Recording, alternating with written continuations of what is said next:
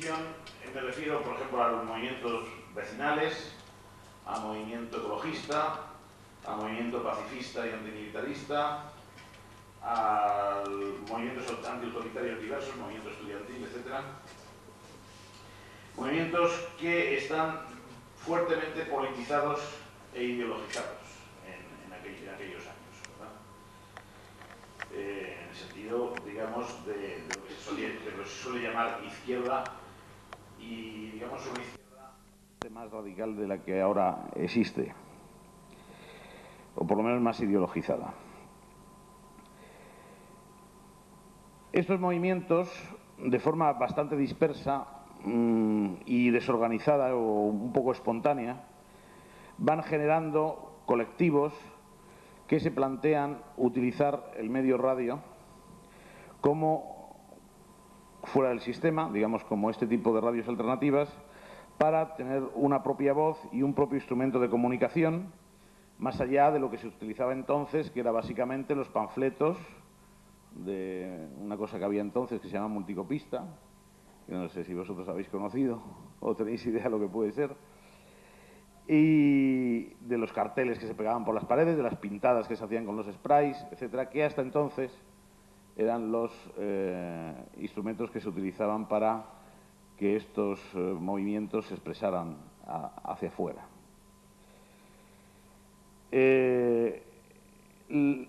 La radio ofrecía esa posibilidad. Y la radio, y eso es una cosa muy importante a subrayar, era también una forma particular de agrupación y de organización de la gente de esos mismos movimientos, de esos colectivos. Y una forma de organización muy apropiada para los sectores más jóvenes, que se salía de los cauces trillados típicos de las reuniones, de las asociaciones, de los rollos patateros de los semanales, de todo ese tipo de cosas, y ofrecía un instrumento que era bastante divertido, que era, digamos, ofrecía unas posibilidades de creación, de imaginación, de desarrollar una serie de posibilidades personales y también en grupo que otro tipo de cauces no habían ofrecido. Eso es muy importante para darse cuenta de cómo se supera por esta vía el origen. Es decir, no es que se separe del origen, pero sí se va más allá del origen. No es solamente un mecanismo de expresión de los movimientos, sino que se convierte en un movimiento en sí mismo, en otra forma de movimiento. Antes de seguir con este hilo, que luego lo retomaremos, hace falta aclarar que las radios libres sobre todo se situaban en estos años frente al poder político y económico en el terreno de la comunicación que se expresaba en cómo era la radio oficial. La radio oficial estaba fuertemente, llamo radio oficial a la radio del sistema, tanto si es de instituciones políticas como si es de cadenas comerciales. Está fuertemente controlada y oligopolio por los poderes políticos, decía, y económicos. Los poderes políticos, pues básicamente son el gobierno central, que tiene Radio Nacional 1, 2, 3, 4, 5. Luego empezaba a surgir, aunque todavía no se había desarrollado del todo, las radios autonómicas.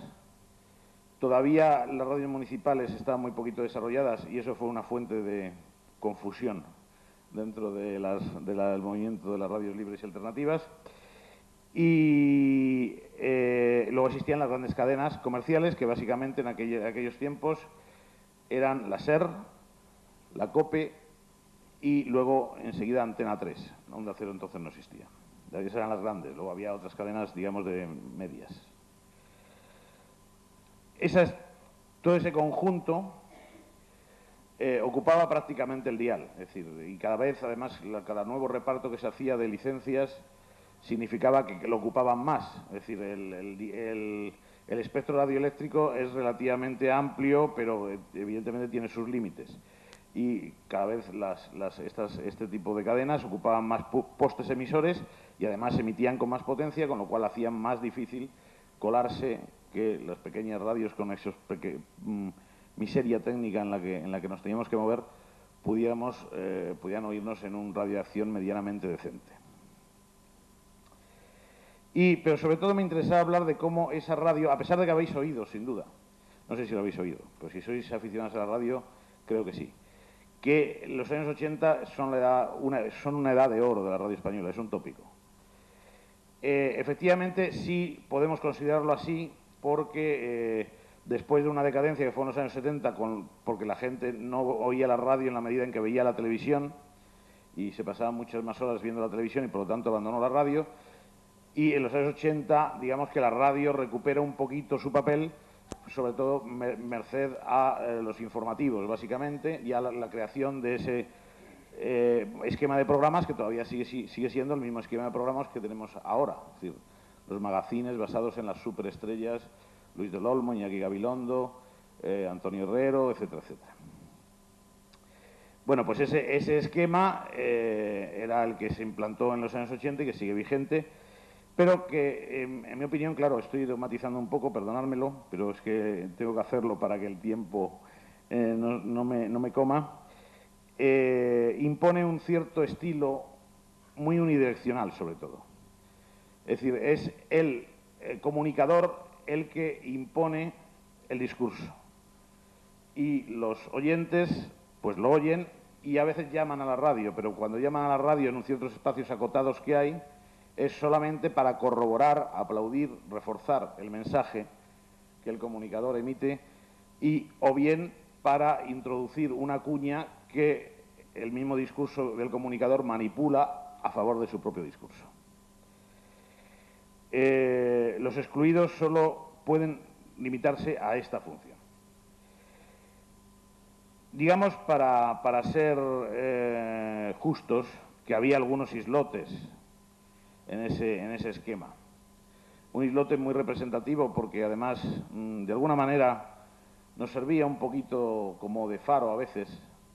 Era Radio 3, que sigue existiendo, como sabéis. Y que en aquellos años hacía un tipo de programación, bueno, también sigue haciéndola en cierta manera, que suponía un poco alternativa, bastante alternativa a lo que se hacía en el resto de la radio. ¿Qué ofrecía o qué pretendía ofrecer frente a ese esquema lo que llamamos radio alternativa? Ya entramos un poquito en definir ese concepto vaporoso.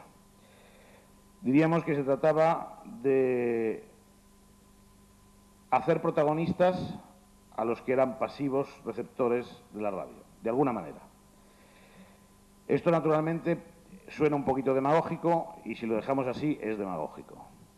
¿Qué quería decir? Pues quería decir básicamente que a partir de comunidades pequeñas o no muy grandes, se trataba de procurar que los oyentes participaran en la programación y que sobre todo hubiera colectivos no profesionales que sirvieran un poco de eslabón entre lo que es la radio como medio de difusión y los núcleos donde se supone que se generan las noticias o se generan los hechos que la radio quiere difundir.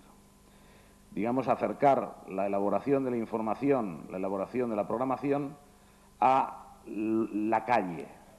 Evidentemente, cuando decimos la calle, pues es un concepto muy vago que tiene que tener unas concreciones, ¿no? La calle, pues puede ser una asociación de vecinos, la calle puede ser una asociación de vecinos y una asociación ecologista, la calle puede ser una asociación de vecinos, una asociación ecologista, un grupo de jóvenes ocupas, otro grupo de mujeres contra los malos tratos, otro grupo de etcétera, etcétera. Podéis ir sumando. En definitiva, se trataría de dar otras noticias, otros debates, otras músicas. Esto también es importante porque la música en esa época empezó el boom de la radio musical en FM, entendida como hilo musical, con anuncios, y dominada de forma muy aplastante por los intereses de las grandes discográficas, ¿no? Digamos que Radio 3 y estas radios trataban de salirse de esa maraña y ofrecer otras músicas más vinculadas, pues digamos, étnicas, un tipo de rock que normalmente estaba bastante marginado en las emisoras convencionales, etc.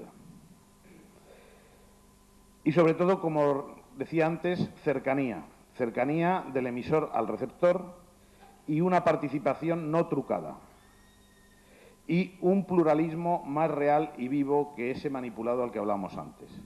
Es decir, se trataba que el pluralismo entrara en la radio, es decir, que la radio misma fuera pluralista en su concepción y que no se coartara el pluralismo de los que querían intervenir en la radio. Llegado a este punto, habría que hablar de una diferenciación de conceptos que fue bastante laboriosa en aquellos años, que era la diferenciación entre lo que se llamaba radios libres o radios alternativas y radios piratas. Digamos que en la experiencia europea y sobre todo norteamericana, estos conceptos estaban bastante mezclados, porque de alguna manera las radios piratas surgen también como una cierta contestación al sistema, aunque solamente fueran en el terreno musical, y de alguna manera hay un trasvase mucho más fluido.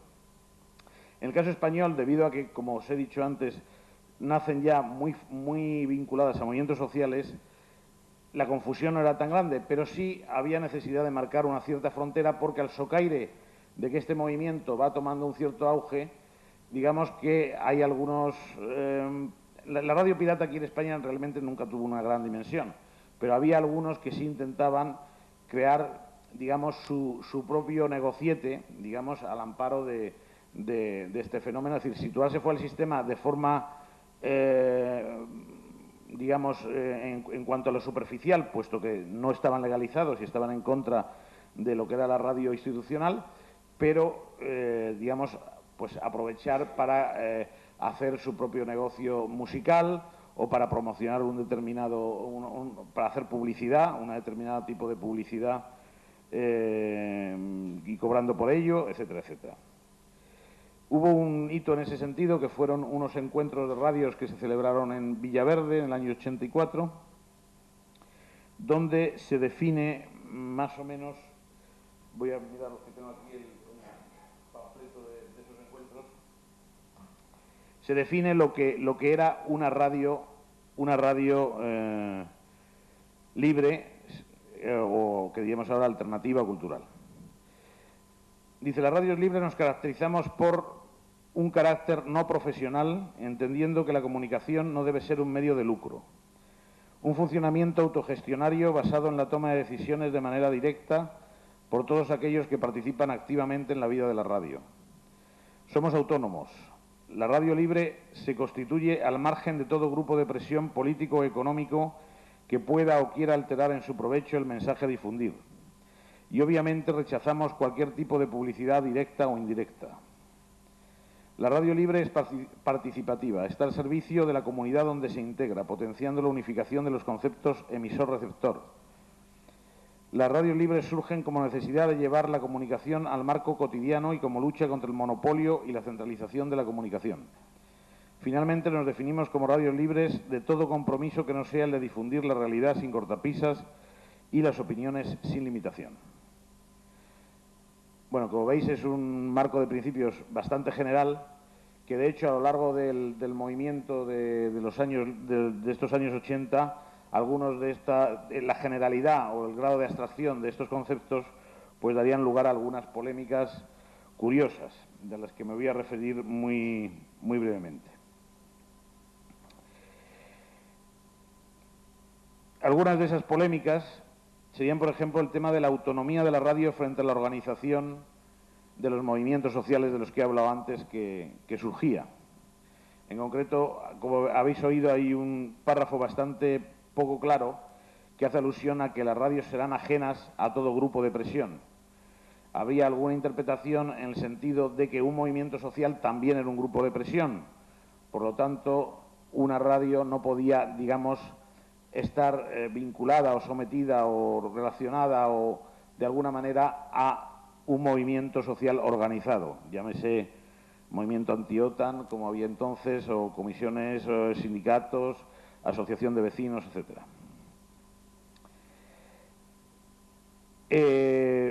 Esto generó, de todas formas, independientemente de la polémica más o menos nominalista que había dentro del movimiento, lo que sí es cierto es que la contradicción existía, es decir, la contradicción era real. El problema como os he dicho antes, la radio generaba un movimiento por sí misma que superaba, bueno, que de alguna manera se separaba o se diferenciaba de lo que era el movimiento social organizado del que había nacido. Es decir, un movimiento ecologista, por ejemplo, tenía una serie de objetivos y una serie de organizaciones para cubrir esos objetivos. Creaba una radio, pongamos por caso, pero esa radio vinculaba a gente que no pertenecía ya a ese movimiento de donde había nacido y generaba una dinámica de comunicación, de acción, de creación de esa comunidad de la que hablábamos, que superaba el origen. Creaba su propio movimiento. La radio generaba un cierto movimiento autónomo. Y esa autonomía, en ocasiones, entraba en contradicción con esa organización de la que había surgido.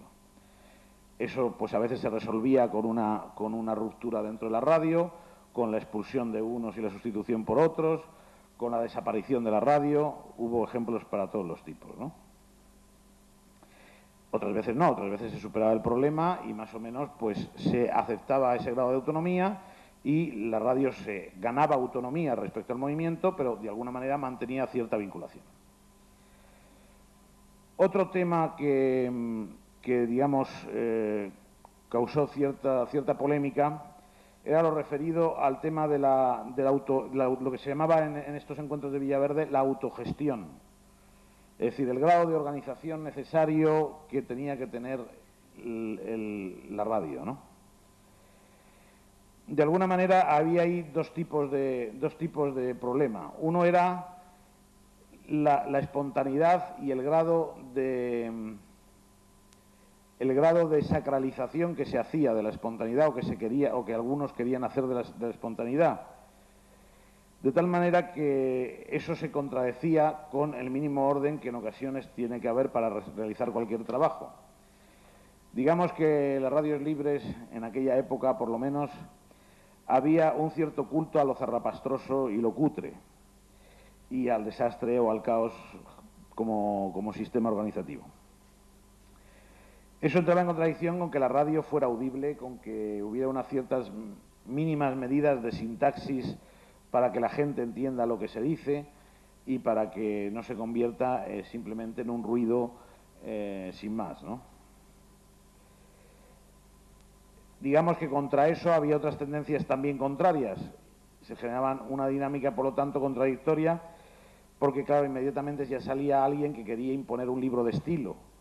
Claro, entonces, claro, imponer un libro de estilo en una radio de este tipo es matar la propia funcionamiento de la radio, porque es, digamos, someter o encorsetar a los participantes a una determinada concepción muy poco apta para que surjan iniciativas, imaginación, etcétera, etcétera. Dentro de esta polémica, digamos que había varios modelos de radio. Ese que os he contado antes, de que sería la entronización de lo cutre, lo zarrapastroso.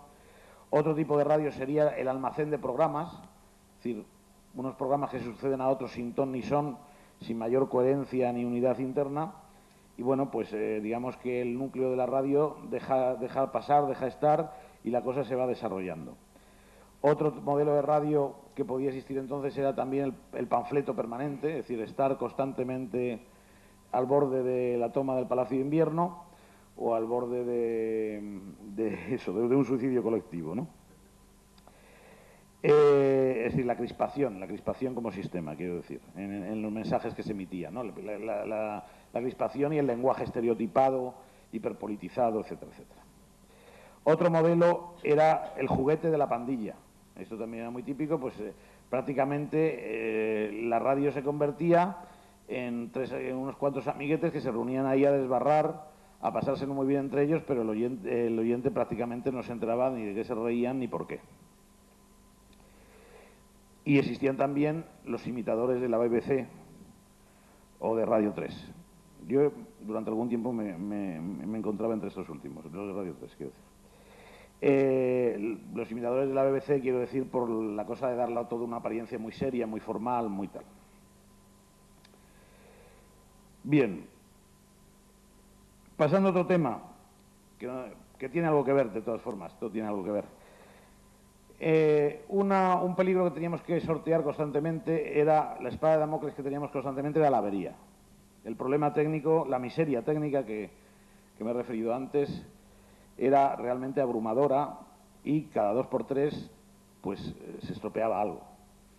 Era el emisor, era la antena, en fin, y había que suspender las emisiones. Digamos que teníamos unos sufridos técnicos que, sin cobrar y sin que se lo agradeciéramos generalmente, pues se empeñaban con sus conocimientos artesanos y con un instrumental muy precario por arreglarnos aquello y por tratar de enderezarnos aquello, pero bueno, fatalmente volvía a sucumbir. Y teníamos que luchar también contra un peligro que surgía dentro de este mismo sector de los técnicos, que eran los ingenieros visionarios y megalómanos, que era una especie que se pegó mucho al tema de la radio libre, que siempre hay. Yo creo que los ingenieros, no sé si hay algún ingeniero de telecomunicación en la sala, si lo hay, que me perdone, pero hay un tipo de ingeniero de telecomunicación que es muy visionario, que tiene grandes proyectos siempre y que siempre ha inventado un sistema para que las ondas lleguen hacia no sé dónde y hacer unos enlaces que no sé qué, que no sé cuánto. Bueno, y entonces te metían en unos berenjenales que te conducían, aparte de algunas inversiones que no estaban a nuestro alcance y que podían arruinarnos, pues a que lo precario que teníamos acabara todo fundiéndose y saltando por los aires. Bien, volvamos a otro tema, digamos, más conceptual o menos material. Otra polémica que solía surgir en el seno de estas radios era la cuestión de la radicalidad o la integración. Bueno, en esto, como en todo, había, pues cada radio era hija de su circunstancia, de su movimiento y del grupo de gente que la formaba. Digamos que en ese sentido, pues había gente que tiende más a ser muy radical y a no pactar nunca con el sistema y a estar constantemente en un grito, y hay gente que es más proclive a hacer determinados pactos, determinadas transacciones. Esto también era fuente de ciertos problemas porque cuando no mides bien las fuerzas que tienes y sobre todo las fuerzas que te enfrentas, pues corren el riesgo de que te den un golpe y que te dejen trulato, ¿no? Entonces hay veces que la gente se pasaba, hacía determinado tipo de bromas o de llamamientos por los micrófonos que se salían bastante, digamos, de lo políticamente permisible y venía algún palo, ¿no? Y había, bueno, y hay veces que la alternativa podía ser lo contrario, ¿no? Ceder a lo mejor en todo. Aparte de la correlación de fuerzas, había otro tema que había que cuidar mucho, que era el pluralismo interno que os he dicho antes y la democracia interna de la radio. Porque en estas radios el objetivo y lo que queríamos conseguir era que no todo el mundo pensara igual. Es decir, que hubiera gente que, aunque tuviéramos cosas en común, por supuesto, porque si no estaríamos juntos en la misma radio, pero tuviéramos distintas formas de pensar en muchas cosas, ¿no? Y que nadie se sintiera molesto por lo que otros dijeran. Recuerdo, por ejemplo, conflictos, una fuente de conflictos, por ejemplo, que supongo que hoy también siguen ocurriendo, pues es determinadas cuestiones que se tienen que ver con cómo se tratan, por ejemplo, las relaciones entre los sexos en antena. Eso era un tema de frecuentes conflictos. Lo que ofendía, muchas veces con razón, a determinadas mujeres generalmente, cómo se llamaba al orden o no a los que se habían pasado, cómo eso se podía considerar o no un atentado contra la libertad de expresión, en fin, todo eso. En definitiva, eso era una forma de ir definiendo una convivencia. realmente el resultado, yo creo que, visto así en perspectiva, es que probablemente ese tipo de conflictos son inevitables y además son saludables. Lo que hace falta es encontrar un método para que se resuelvan con cierta normalidad. Otro tipo de conflicto, de otro tipo, ya no interno, sino ya entre las radios, estaba entre las radios grandes y las radios pequeñas. Es decir, aquellas que de alguna manera tenían cierta vocación de ser lo que se llamaba radios metropolitanas, es decir, de tener un alcance que abarcara, por ejemplo, a todo Madrid, o toda Barcelona, o toda Valencia, y otras radios que simplemente lo que aspiraban era a cubrir su barrio y un ámbito muy pequeño, muy local. Evidentemente, ahí había recelos, había ciertos prejuicios que también probablemente se podían encontrar un mecanismo de solución, pero que ocasionaban ciertos problemas a la hora de que compartir un trabajo común entre las radios, que eso sí, siempre fue un tema muy difícil de conseguir en el movimiento de las radios libres, cómo conseguir una coordinación y un trabajo en común entre las radios. Fue una tela de Penélope que no dejó nunca de tejerse y de destejerse en estos años 80 de los que estoy hablando. A nivel, digamos, estatal, es decir, del conjunto de España, nunca llegó a haber una forma de coordinación estable que durara durante, digamos, un año, por ejemplo, ¿no? Sino que simplemente, casi siempre había algún motivo para que enseguida se rompía por algún problema que surgía. Tanto pues problemas de interpretación de estas cuestiones ideológicas que os he dicho antes, como problemas relacionados con estos celos entre los grandes y los pequeños, el afán de protagonismo de algunas personas también, en fin, algunos prejuicios y diferencias entre distintos territorios. Ahora yo creo que incluso eso ya sería mucho más difícil de conseguir, por ejemplo, no sé, entre Cataluña y Madrid, me pongo por ejemplo, ¿no? Entonces eso fue un problema permanente. Solamente hubo una cierta avance en la unidad cuando nos tuvimos que enfrentar con la represión del Estado y de las autoridades, ¿no? Básicamente, con motivo de la entrada en vigor de la Ley de Ordenación de las Telecomunicaciones y de su plan técnico, cuando el Gobierno, bueno, y anteriormente también en otras ocasiones, durante todos los años 80 en varias ocasiones hubo cierres de radios, hubo prohibiciones, cierres individualizados y cierres colectivos de radios, digamos, ¿no? Y multas gordas y precintos y secuestro de los equipos, etcétera, etcétera. Entonces, en todo este tipo de situaciones, pues se generaba un cierto movimiento de solidaridad que sí, en ocasiones, pudo alcanzar cierta capacidad de respuesta, por lo menos para conseguir que las cosas no fueran, digamos, muy irremediables y que, digamos, consiguiéramos que, salvo casos muy aislados, casi todas las emisoras que se cerraran se volvieran a abrir al cierto tiempo y que se fuera imponiendo una cierta tolerancia, una cierta permisividad, aún sin llegar a reconocernos un estatuto legal. Porque a donde no se llegó en la unidad, es a conseguir que las radios libres o alternativas fuéramos capaces de proponer una, digamos, alternativa para negociar al Gobierno de una forma conjunta. De tal manera que cuando se planteó la aplicación de la nueva Ley de Ordenación de las Telecomunicaciones y se distribuyeron las licencias, todo este tipo de cosas que os he estado reseñando antes, el recelo de los pequeños contra los grandes, el recelo de los que eran autogestionarios contra los que no eran autogestionarios, el recelo de los que eran, digamos, partidarios de la autonomía total contra los que no veían mal de estar vinculados a los movimientos, pues cristalizó en una gran división que hizo que tuviéramos que ir separados un poco a esa negociación, con lo cual, pues evidentemente, el Gobierno tuvo un margen de maniobra francamente amplio. Estoy hablando del año 89 y 90. Y bueno, pero de todas formas se pudo conseguir salvar algunas parcelas de unidad a nivel, sobre todo a nivel local. A nivel estatal no lo pudimos conseguir, pero a nivel local sí se consiguió mantener cierta unidad relativa y que una parte de las emisoras de Madrid, por ejemplo, pues constituíamos entonces lo que entonces se llamaba Federación de Radios Libres de la Comunidad de Madrid. Después fue Alternativas y ahora es Culturales. Eso es. Bueno, pues eso es un poco bueno, esa historia de...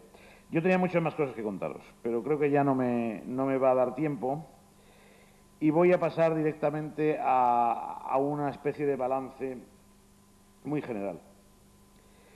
Lo que creo es que con todas estas idas y venidas, pues lo que se ha ido consiguiendo al menos es mantener...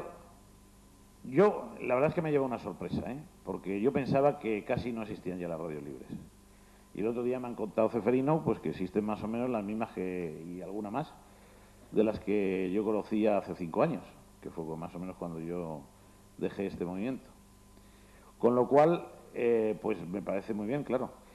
Y además eso me da cierta esperanza en que por lo menos se ha conseguido mantener unas ciertas islas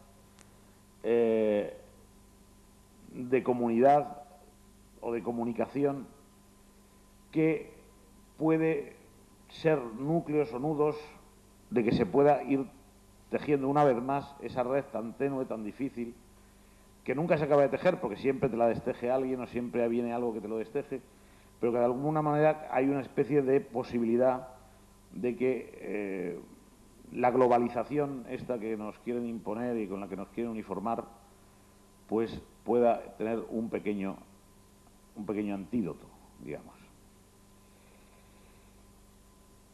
No sé si esto sobrevivirá a esa globalización, pero en todo caso eso es otra historia, claro. Gracias. Muchas gracias, Ernesto.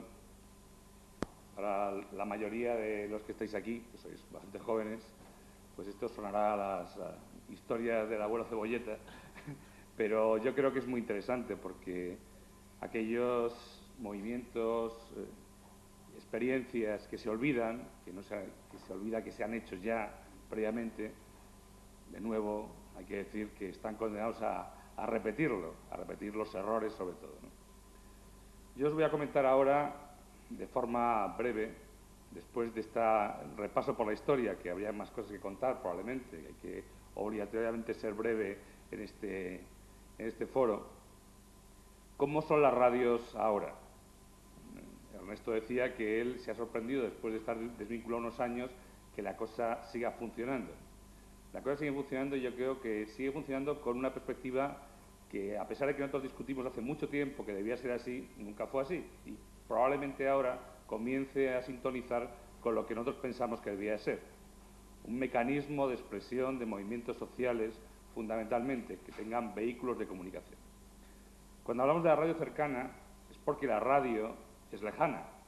La radio que se hace actualmente es una radio lejana, una radio que se encuentra lejana por dos razones. La primera, porque el que realiza la radio, el que construye la radio, el que la pone en marcha, se encuentra totalmente separado del medio en el que se está produciendo la noticia.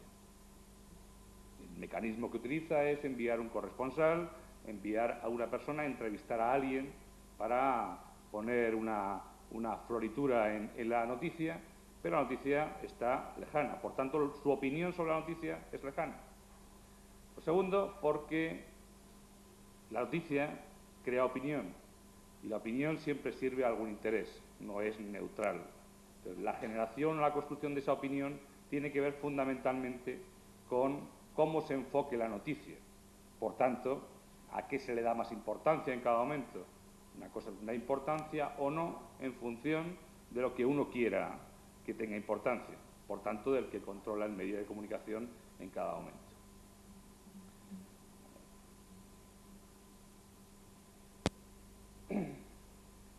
La radio ya no es el medio de comunicación más influyente. Durante muchos años fue el medio de comunicación más influyente, por supuesto. Hoy no es así. Hoy la televisión ha ganado un espacio importante, más importante que la radio.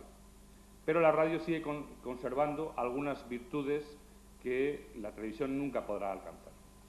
La primera es que es la permeabilidad social. La radio, por su carácter de inmediatez, que también es otra característica posterior que hablaremos, permite llegar a muchos más sectores de la sociedad que la televisión, que necesita obligatoriamente, por el tipo de medio, las características técnicas y también por la construcción del medio, ser más generalista. La permeabilidad social permite que el mensaje de la radio sea mucho más particular, por tanto, mucho más permeable socialmente, en los dos sentidos. Por un lado, en el sentido de que llega directamente a aquellos que son el protagonista de la noticia, y segundo, porque permite también que llegue al medio más rápidamente. Además, la radio es de carácter instantáneo frente a la televisión, que siempre es demorado. El mensaje de la radio permite que lo que sucede en un lugar aparezca inmediatamente en el medio.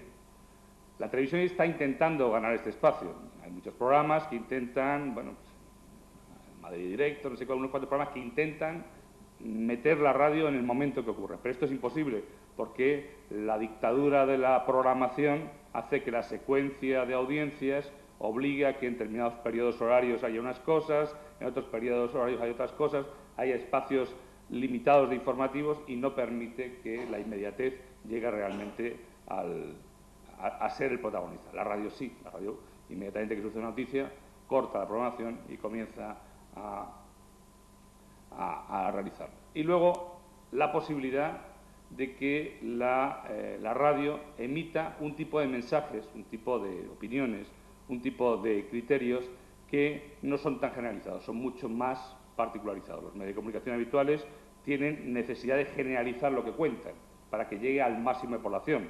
Volvemos a lo que decía anteriormente de la dictadura de la audiencia. ¿Sí? La audiencia manda y, por tanto, el mensaje que tiene que establecerse es un mensaje general, nunca particular ni de noticia concreta. Ya digo que, a pesar de eso, la radio pues pelea contra eso todos los días en algunas cadenas, pero mi opinión es que en eso no puede competir con la televisión. Con la televisión. Nosotros siempre, y esto con lo que ha comentado Ernesto anteriormente también se deduce, definimos tres tipos de radio. Una radio de carácter institucional, que es una radio ligada a cualquier tipo de poder político, sea el gobierno central, sea el gobierno autonómico, sea el gobierno local de cada caso. Y esta radio, ¿por qué es un problema este tipo de radio? Pues es un problema este tipo de radio fundamentalmente porque los nombramientos, por ejemplo, de los que van a organizar esa radio, el que van a elegir sus contenidos, los que van a decidir el modelo de programación, los que van a decidir de qué manera se llega al receptor, pues son cargos nombrados directamente por el poder político de turno. Cuando cambia el gobierno, cambian la mayoría de esos cargos en cada momento. Siempre nos cuentan, no, esto está elegido entre profesionales del sector, pero claro, todo eso siempre, esa elección entre profesionales tiene que ver también con el color político de la elección de cada momento y, por tanto, la neutralidad en ese caso, a pesar de que todos los estatutos de televisión, todos los estatutos de radio dice que lo garantizan, en realidad la experiencia diaria nos demuestra lo contrario. Lo segundo es que el Estado, el Gobierno, la Administración local controla el funcionamiento de esa radio, desde el punto de vista económico. Es decir, los costos de esa radio dependen directamente de los presupuestos generales del Estado o de los presupuestos de cada una de las comunidades. Y, como siempre, en cualquier organización, el que paga manda, y si el que está pagando profesionales, medios, etcétera, es el que tiene que financiarlo, desde luego va a decidir qué tipo de línea general tiene esa emisión. Todo eso entre paréntesis, porque realmente sucede así. Y en determinadas situaciones, la institución, yo no siempre, porque la programación normal no ocurre, interviene en el contenido de sus mensajes. O sea, el contenido de sus mensajes, cuando hay crisis importantes, sobre todo, porque hay un funcionamiento, digamos, de inercia habitual en la programación de todas las radios y todas las televisiones que le separa de esto, pero interviene cuando hay un conflicto real. un conflicto importante, entonces sí aparecen los dirigentes políticos de turno que controlan esa radio interviniendo en sus mensajes. Hay un segundo tipo de radio, que es la radio que nosotros llamamos de carácter comercial, es decir, que su objetivo fundamental es utilizar la radio como un medio de lucro, un medio de negocio, que como uno más, un sector más de la economía y que es un sector muy rentable, porque el crecimiento impresionante que han tenido en este siglo los medios de comunicación hacen que en sectores fundamentales de creación de opinión se esté introduciendo una gran cantidad de dinero. Hay una gran bolsa de inversión situada sobre los medios de comunicación, entre ellos también, por supuesto, la radio. Como contaba Ernesto, ha habido un proceso muy complejo en esto de la radio, con algunas cadenas que comenzaron de forma dispersa, luego fueron agrupándose y al final casi nos hemos encontrado con que hay un monopolio entre las cadenas privadas también que controlan prácticamente todos los sectores. Porque si estudiamos el consejo de administración de la mayoría de las cadenas, pues resulta que coinciden los mismos inversores, algunos bancos, algunas grandes empresas. Con lo cual, el mensaje que de ahí se produce, o el área de negocio, de alguna manera que ahí se produce, desde luego es común, es decir, que no hay grande diferencia. De ese modelo de radio, el modelo de radio comercial, deducimos que es una fuente de negocio, pero también es una gran fuente de creación de opinión. Curiosamente, las radios comerciales en España son las que tienen más audiencia.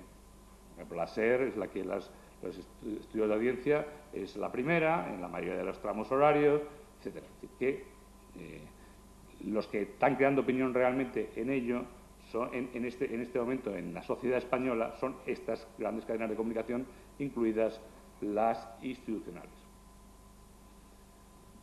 Desde luego, el elemento básico que mantiene esas radios es su carácter de vinculación económica. Es decir, el carácter de vinculación económica lo da el mercado publicitario. Es decir, la capacidad que se tenga de repartir ese mercado publicitario hace que la radio sea de una manera o de otra. Y su relación con el poder político y económico también depende de la capacidad que tenga de repartir ese mercado publicitario. Todas las batallas entre las cadenas han sido siempre por ver quién se queda con tal o cual cuota de mercado de tal o cual publicidad, siempre, toda la historia. Y los problemas que las radios alternativas y de comunicación han tenido con las grandes cadenas comerciales han sido siempre porque les tocaba de alguna manera el mercado publicitario. O sea, cuando una radio alternativa, libre, comunitaria, como queramos llamarla, cultural, ha tenido en una zona, un área, un índice de audiencia alta, o sea, que había mucha gente que lo escuchaba, pues inmediatamente ha aparecido una emisora comercial que estaba próxima diciendo que le producía interferencias, que le planteaba problemas, y en realidad no era esto. En realidad lo que estaba sucediendo era que le estaba tocando parte de su mercado publicitario. Y de hecho, a mí directamente, algunos directivos de empresas de comunicación me lo han comentado así. Es decir, que las radios de este tipo, las radios alternativas, podrían seguir existiendo siempre y cuando no interfirieran en esta parte de la tarta de la publicidad. Quiere decir que, volvemos un poco al argumento inicial, que esas radios, su objetivo fundamental es el área de mercado a la que se dirigen y, por tanto, en la generación de beneficios. Y, por último, el tercer modelo que nosotros definimos son las radios que llamamos, en general, de carácter social, que no tienen ánimo de lucro, que quieren ser vehículos de comunicación de movimientos sociales, como ya hemos comentado anteriormente, y que, desde luego, responden a la tendencia de aproximar al que genera noticia, a la propia noticia y al procedimiento de emisión de esa noticia. Esos son un poco los tres tipos de radios. Estas radios, desde luego, son en contenidos, en organización, en medios muy diferentes a los otros dos modelos anteriormente explicados. Antes de continuar con esto, diré que, como comentaba Ernesto anteriormente, las radios de este tipo, las radios sociales, han pasado en su historia por muchos momentos. Momento de años 60 de crecimiento, momento de años 70 de expansión, sobre todo en otros países, también en España. En el año 80 de estabilización, después ha habido una importante bajada en el número de cantidad de radios que han nacido y unas pocas, digamos, y esto hay que decirlo claramente, se han mantenido a lo largo de ese tiempo. Los que estamos aquí llevamos 15 años en esta aventura, algunos de los que están por aquí también. Es decir, que son muchos años que venimos insistiendo en que es posible y que es necesario que haya un tercer sector de la comunicación que se refiera o que no esté sometido ni a intereses ni políticos ni a intereses de tipo económico. Me refiero a políticos institucionales, porque políticos somos todos, en alguna medida no va a haber diferencias en ello. Pero ¿cuál es lo que diferencia en estructura a las radios alternativas, comunitarias, libres, culturales? Esto de los cambios de nombre también es interesante comentarlo, porque estos cambios de nombre han ido respondiendo también al momento en que se iban produciendo, ¿no? Inicialmente parecía que la radio libre era el nombre que se utilizaba porque era la radio que se diferenciaba del otro, pero fijaros lo paradójico que también Radio Libre se llamaba la radio que utilizaban los americanos desde Barcelona para emitir cuando estaba la Unión Soviética, ¿no? Te llamaban Radio Libre, o otras radios que se han llamado libres que no tienen nada de libre. Es decir, que el término libre no hay que santificarlo de ninguna manera porque al final puede ser un elemento de confusión, depende de dónde se utilice. Igual ha ocurrido con el tema de radios comunitarias, que en otros sitios se utilizan de otra manera. Igual ha ocurrido con el tema de radios alternativas, porque alternativo hoy es todo el mundo, hasta los coches que te venden en el anuncio publicitario. Es decir, que como siempre, la manipulación del lenguaje lleva a que elegir el término adecuado sea complejo. Y ahora lo de radios culturales, que en nuestro caso surge de que en la Comunidad de Madrid, que luego se comentará ampliamente después, se discutió la posibilidad de abrir un hueco para este tipo de radios en el Parlamento votado por todos los grupos políticos. Todavía estamos esperando. Ya lo veremos luego después, como eso es una idea. ¿Qué caracteriza este tipo de radios? La caracterizan sobre todo varios aspectos. Primero, que evidentemente una radio esto tiene que ser democrática. Es decir, que no puede haber una estructura jerarquizada que uno manda y los demás obedecen. Eso parece claro. Dentro de este término general, que no dice mucho lo de democrático, porque también todo el mundo es democrático, permite que haya diferentes estructuras. En general, las radios en su historia inicialmente funcionaban por una asamblea de todas las personas que formaban parte de la radio.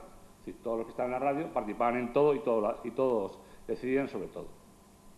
Pero esto, en el tiempo, no era una cosa muy operativa, ¿no? Porque como esto es una actividad voluntaria, el que iba a la radio iba cuando podía, cuando quería, cuando hace su programa o cuando no iba, y responsabilizarse de determinado tipo de tareas que tuvieran que ver con el conjunto de la emisora era muy costoso en el tiempo. Inicialmente todo el mundo tenía muchas ganas de hacerlo, pero rápidamente se cansaba y dejaba de hacerlo. Entonces esto ha llevado a que en las radios haya dos tipos de estructura fundamentalmente. Una estructura directiva, un pequeño núcleo que mantiene la radio, y una estructura, digamos, alrededor, que son determinados programas que no se quieren implicar en el comportamiento de la radio. No es que nadie se lo impida, sino que directamente pues, no quieren dedicar más tiempo a ello. Por lo tanto, estar un poco fuera del día a día, del mantenimiento, de la búsqueda de recursos, de los problemas técnicos, lo que decía Ernesto, todos los días se nos cae la antena, todos los días se estropea el emisor, el aparato de música. Todo eso son conflictos que aparecen todos los días y que realmente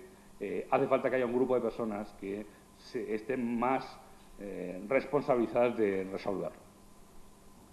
Luego hay un segundo aspecto muy importante, y es que la radio tiene que ser participativa, es decir, que no puede haber impedimentos para aquellas personas que quieran utilizar esa radio como mecanismo de comunicación para que sean coartados, siempre y cuando no vayan en contra del colectivo general. Es decir, que eso es claro, aunque eso siempre es discutible y quién lo decide o cómo se decide, pero desde luego lo que sí es cierto es que esta radio tiene sentido si permite participar a la gente. En el momento que hay una radio que decide lo que tiene que decir uno y lo que tiene que decir otro, deja de ser este tipo de radio para ser otro tipo de radio. Así nos hemos encontrado radios intermedias del tipo, pues, algunas radios locales, algunas radios piratas, como decía Ernesto, algunas experiencias de radio que querían ser comerciales por la puerta de atrás. Es decir, muchas experiencias de radio que en realidad eran lo mismo, era una estructura directiva que funcionaba como una empresa y que decidían o decían lo que se debía decir en cada programa, lo que deberían programarse, todo, prácticamente todo. Entonces, al final no responde a este modelo que nosotros queremos poner en marcha. Y, por tanto, como consecuencia inmediata es que esta red debe ser muy plural. O sea, aquí deben tener cabida prácticamente todas las opiniones que haya sobre un determinado problema, o sea, por muy extrañas que sean. ¿Por qué? Porque, desde luego, el medio que nosotros estamos creando es un medio de debate.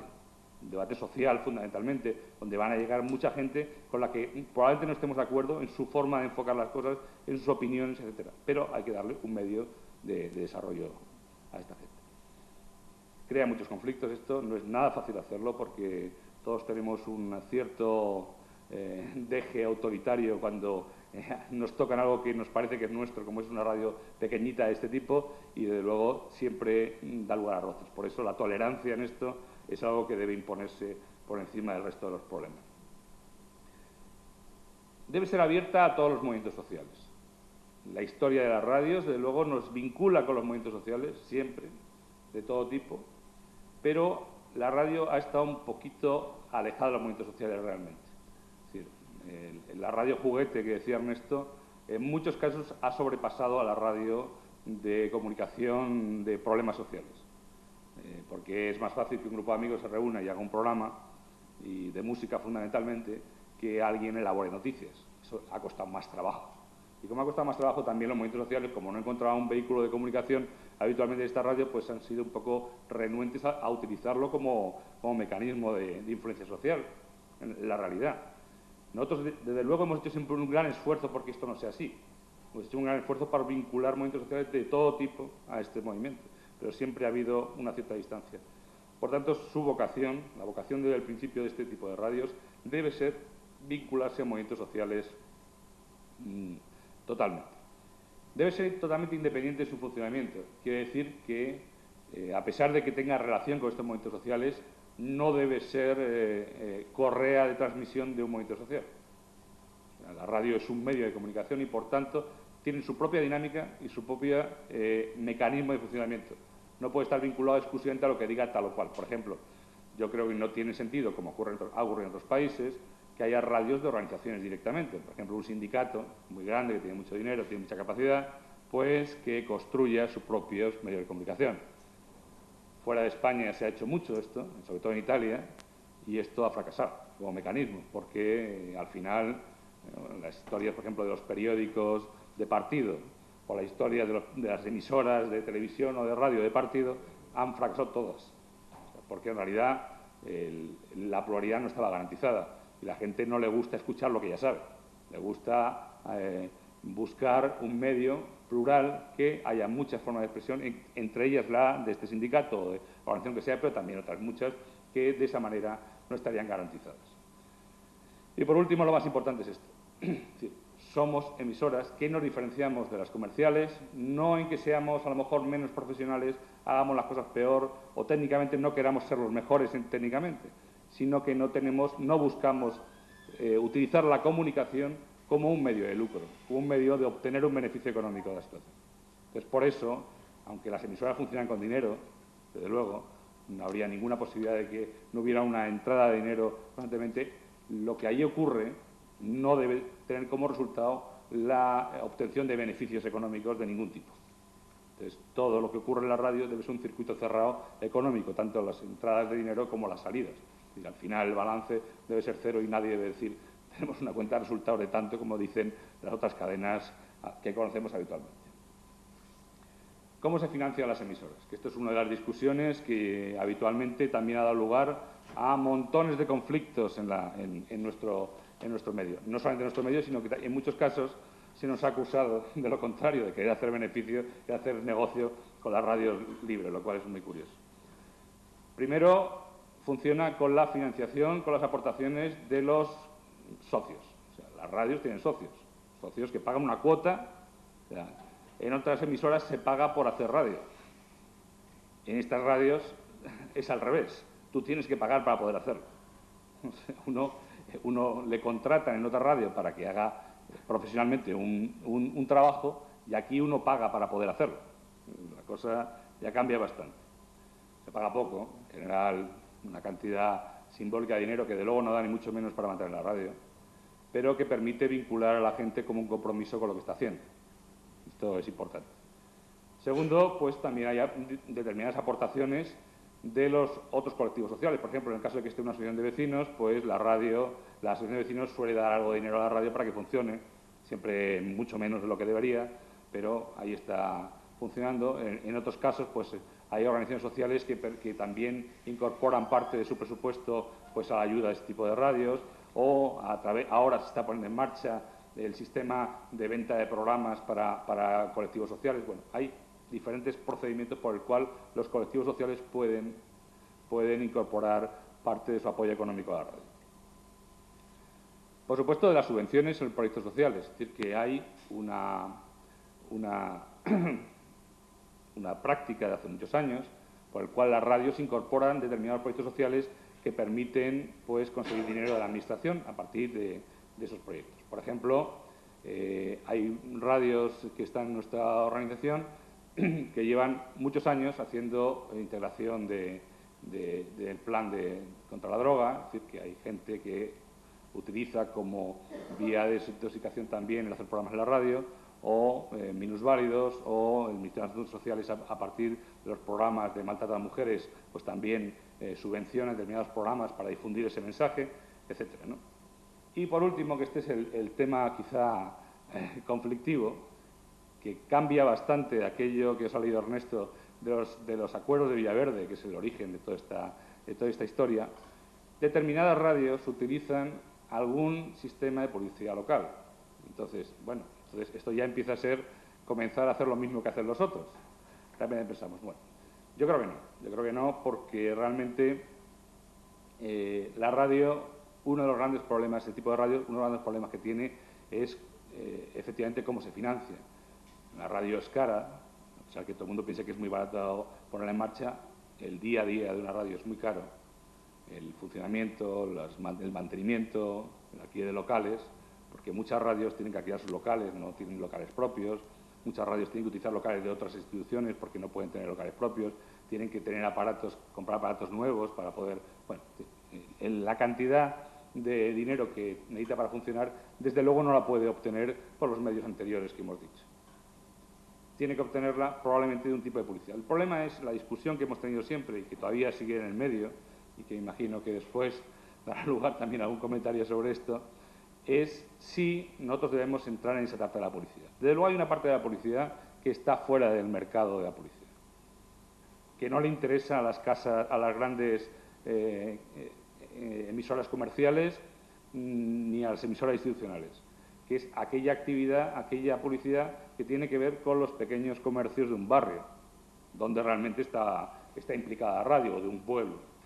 Ese tipo de publicidad no va a los circuitos generales, porque hombre, los precios a los que está esa publicidad no permiten que nadie se anuncie un bar de un barrio, no permite que se anuncie en la SER, por ejemplo, es prácticamente imposible, ¿no?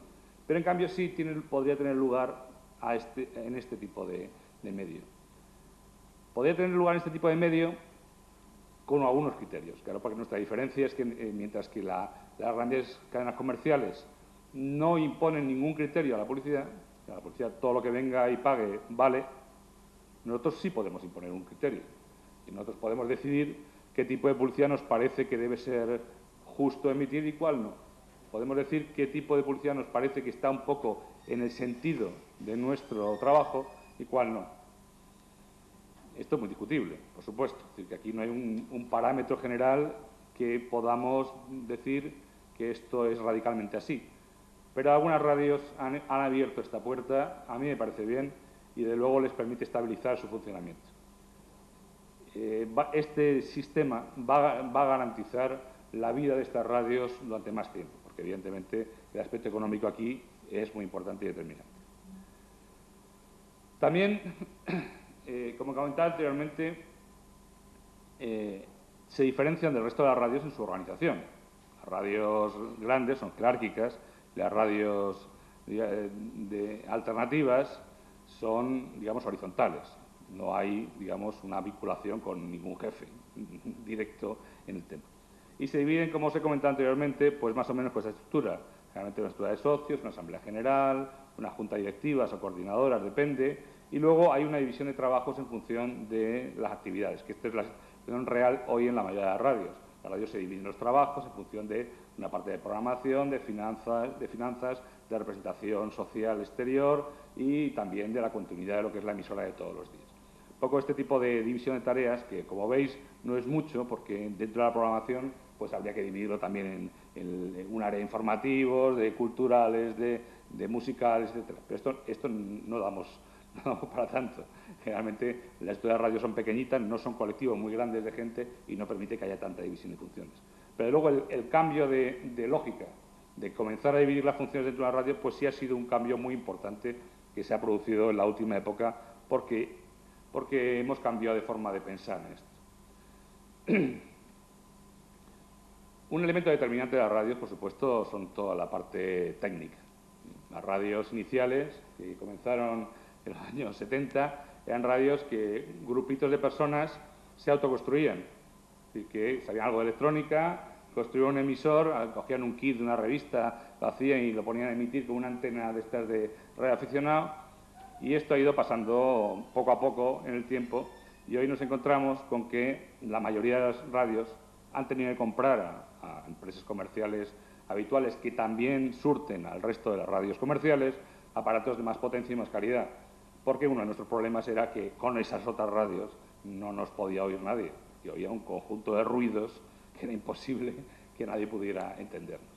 Yo creo que todas las radios hoy que siguen manteniéndose tienen buenos emisores, tienen buenos aparatos en general, tienen mecanismos de emisión que permite escuchar, al que quiere escucharnos nos permite escuchar directamente, pero esto ha incrementado muchísimo los costos del funcionamiento de la radio. Antes la radio se hacía con 2 pesetas y hoy no, hoy obliga a tener mucho más dinero en funcionamiento para poder hacerlo. Y también, sobre todo, para poder mantener los equipos. Por ejemplo, que yo sepa, no sé si hay alguna, Juan María no lo sabe, no hemos pasado todavía a la parte de control de la radio a través de medios digitales, casi ninguno, ¿no? Es decir, yo creo que este paso todavía en baja frecuencia podemos estar a punto de hacerlo, pero en alta frecuencia, de luego, yo creo que nos quedará mucho tiempo para poder hacer todas las virguerías del satélite y patatines de ese tipo. Pero no digamos que no lo vamos a poder hacer.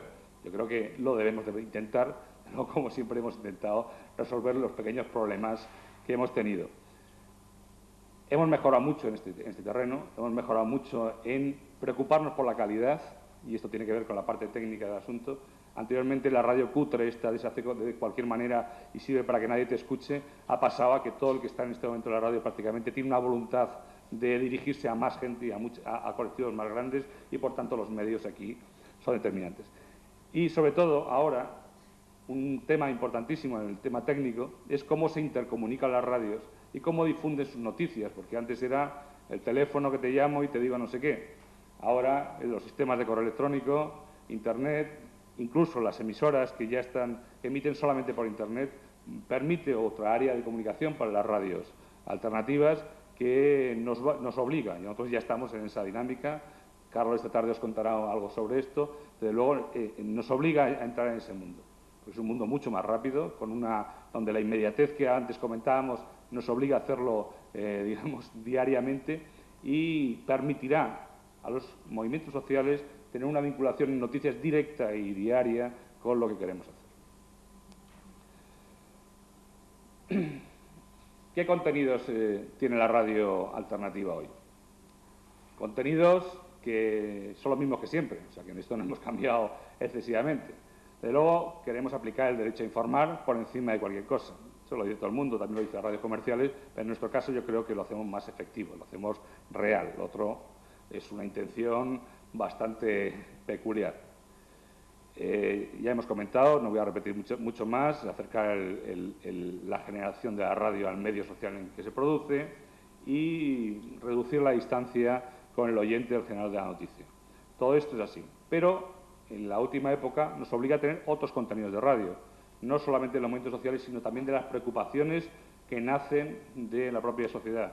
Es decir, nos obliga a tener un termómetro diario en lo que sucede en cada barrio, lo que sucede en cada pueblo. Cuando hablamos de radio cercana es porque el generador de las noticias es un medio muy determinado, es un medio muy limitado, es un barrio, un pueblo pequeño, una estructura pequeña.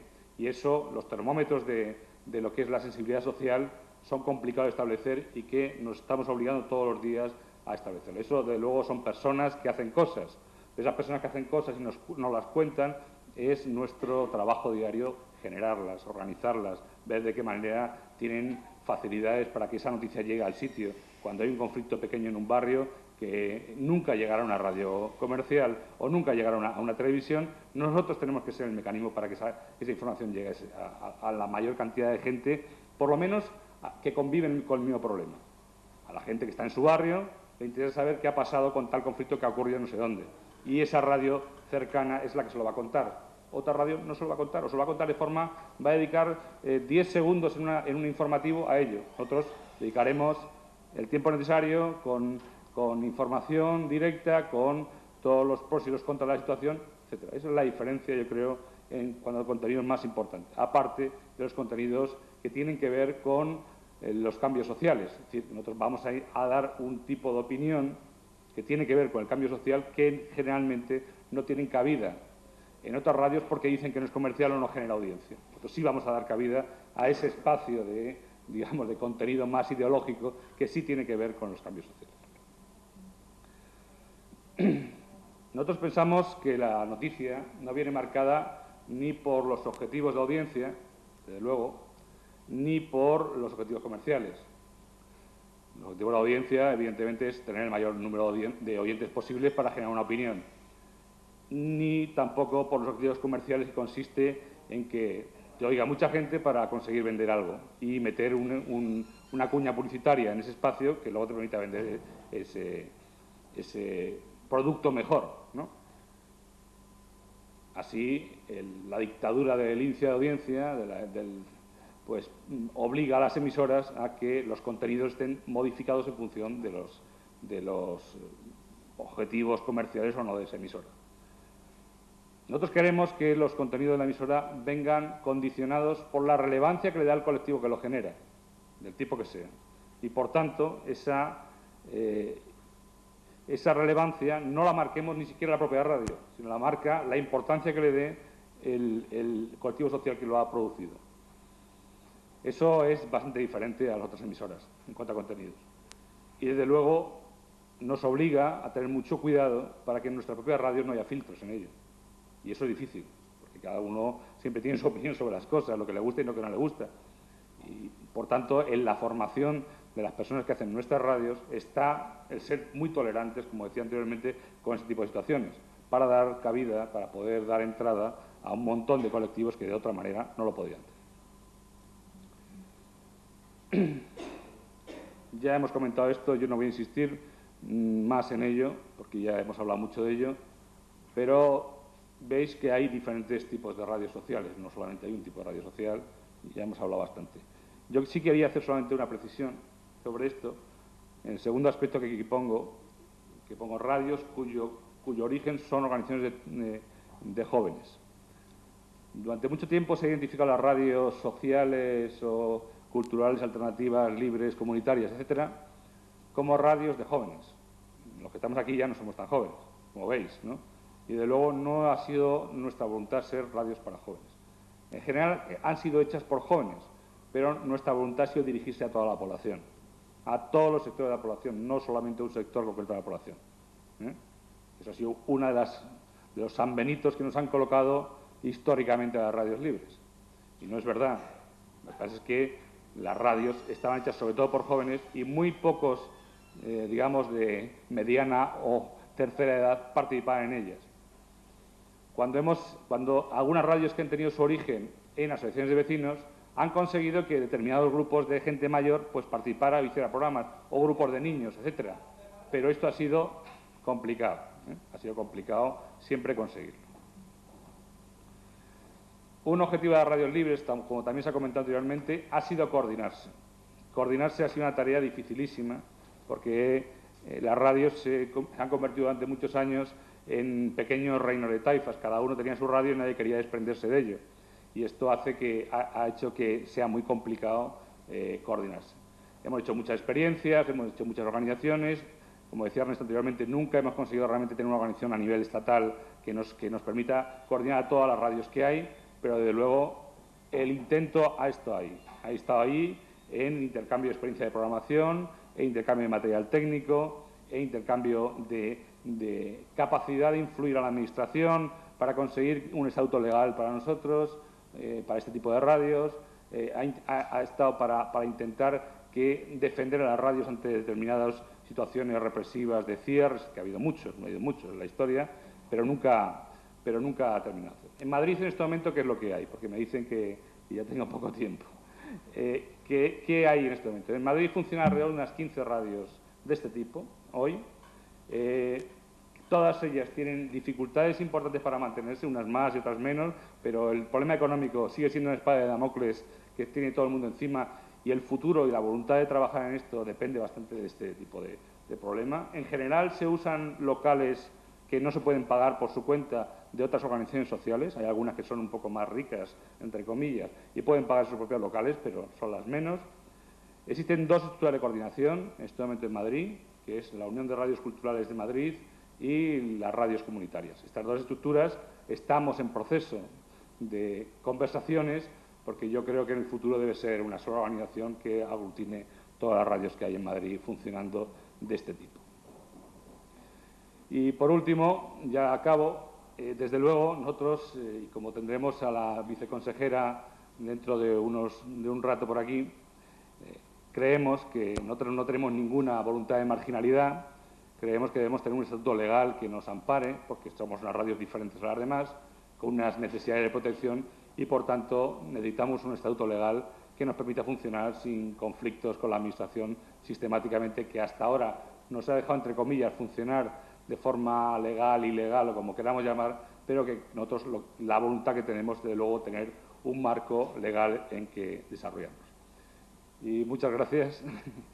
¿Y quién viene a continuación? Javi. Sí, bueno.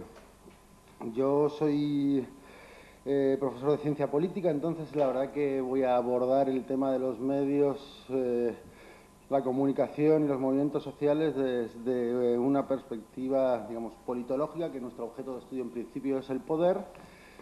Y en este sentido, pues voy a hacer un pequeño recorrido entre la noción de sociedad de la información, movimientos sociales y, digamos, cómo los medios están limitando hasta cierto punto los mensajes de los movimientos sociales y, en ese sentido, en ese contexto, ¿qué puede significar, digamos, una acción ciudadana cuando la esfera pública está en manos del espectáculo y del mercado, digamos, ¿no?